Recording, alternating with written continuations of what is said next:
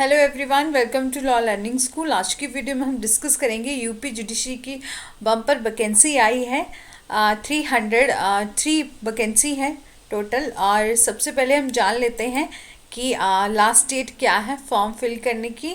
तो last date है 10 जनवरी।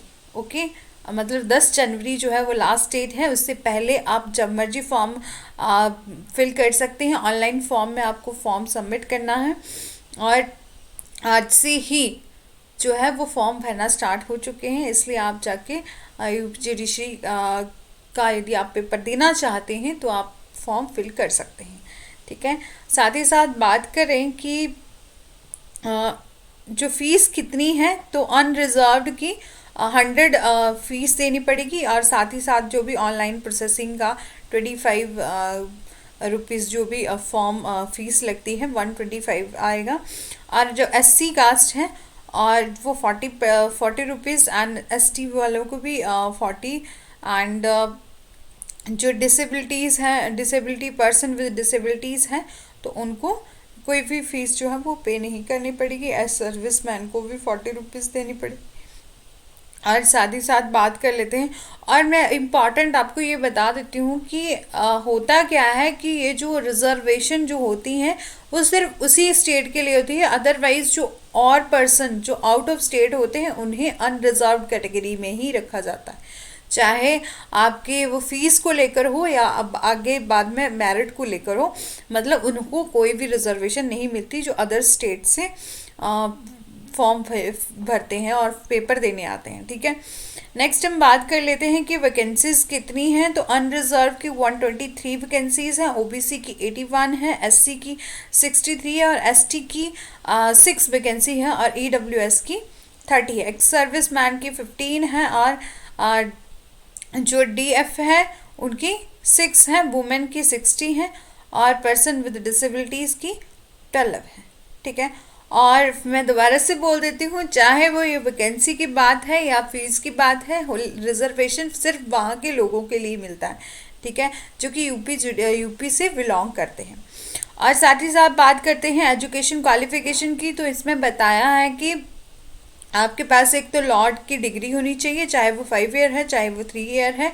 और एज एन एडवोकेट जो है वो आप एनरोल्ड होने चाहिए। ठीक है, मतलब आपने AIB जो हमारी स्टेट बार काउंसिल होती है वहाँ आपने रजिस्टर्ड करवा लिया हो अपना नाम। ठीक है, और एज की बात करें तो 22 ईयर से 35 की एज तक होनी चाहिए। और साथ ही साथ सैलरी की बात करें तो बहुत अच्छी सैलरी मिलने वाली है आपको यदि आप जज बन जाते हैं तो। ठीक है, 9,000 से लेकर बाकी ग्रेड पे वगैरह वगैरह मिला के काफ़ी ज़्यादा अच्छी सैलरी है। ठीक है, और नेक्स्ट हम बात कर लेते हैं इसके सिलेबस की।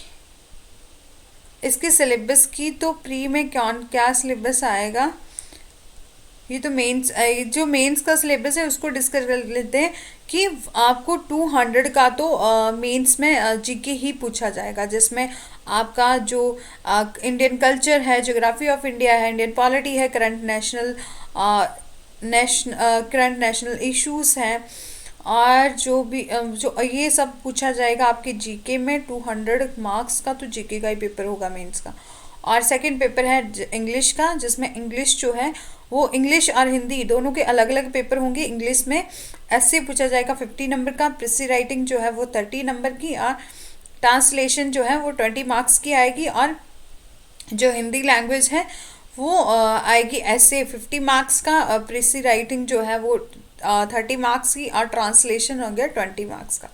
और सब्सटेंटिव लॉ पेपर नंबर 4 होगा, जिसमें 200 मार्क्स के ये लॉ के सब्जेक्ट पूछे जाएंगे, जैसे कि हमारा law in the contract law हो गया, पार्टनरशिप हो गया, और टॉर्ट्स हो गया, law relating to transfer of property TP आएगा, और substantially applicable equity with the special reference to the law of trust और specific relief, Hindu law, Mohammedan law, constitution law, ये सब पूछे जाएंगे। ठीक है, और नेक्स्ट है कि पेपर 5 में क्या होगा, प्रोसीजर और एविडेंस। जैसे कि प्रोसीजर लॉ कौन से होते हैं हमारे, क्रिमिनल प्रोसीजर और सिविल प्रोसीजर जो पूछे जाते हैं, और एविडेंस एक्ट अब वो आ गया।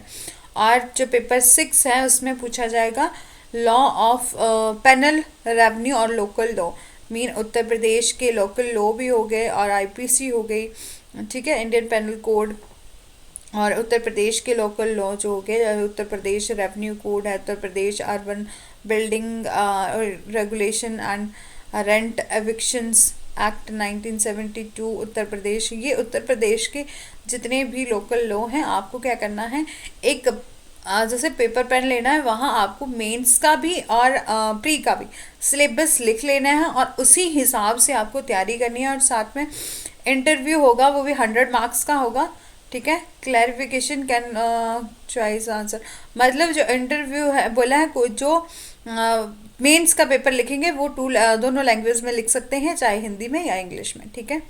ये था हमारा मेंस का सिलेबस। आपको क्या करना है कि एक पेपर पेन लेकर सिलेबस को लिख लेना है और उसी हिसाब से जो है वो तैयारी करना शुरू कर देनी है। ज़्यादा से ज़्यादा एमसीक्यू सॉल्व करने हैं और उसी को लेकर जो है वो तैयारी करनी है, ठीक है। ये था हमारा सिलेबस। और जो प्री का सिलेबस है वो भी मेन से वो भी ऐसे ही आता है जैसे जर्नल और जीके, उसमें भी पूछा जाता है। जो लॉ के सब्जेक्ट हैं, लोकल लॉ सब्जेक्ट हैं, वो भी बस ये होता है कि प्री में ऑब्जेक्टिव टाइप पूछा जाता है और जो मेंस है उसमें डिस्क्रिप्टिव टाइप पूछा जाता है, ठीक है। यही था। और लास्ट डेट दोबारा से फिर से बता देती हूँ, 10 जनवरी है। आपको इससे पहले पहले जो है अपना फॉर्म जो है फिल करना है, ठीक है।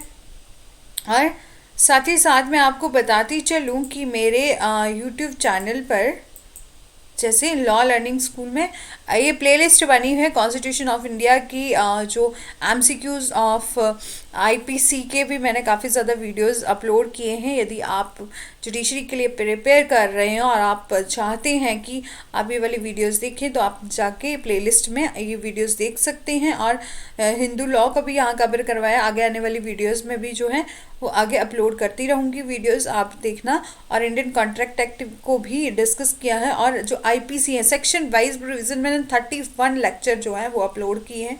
यदि आप मेरे से पढ़ना चाहते हैं तो डू लाइक करिएगा, शेयर करिएगा, सब्सक्राइब करिएगा, ताकि आगे आने वाली जितनी भी वीडियोस की नोटिफिकेशन है वो आप तक पहुंच सके। Okay, thanks for watching.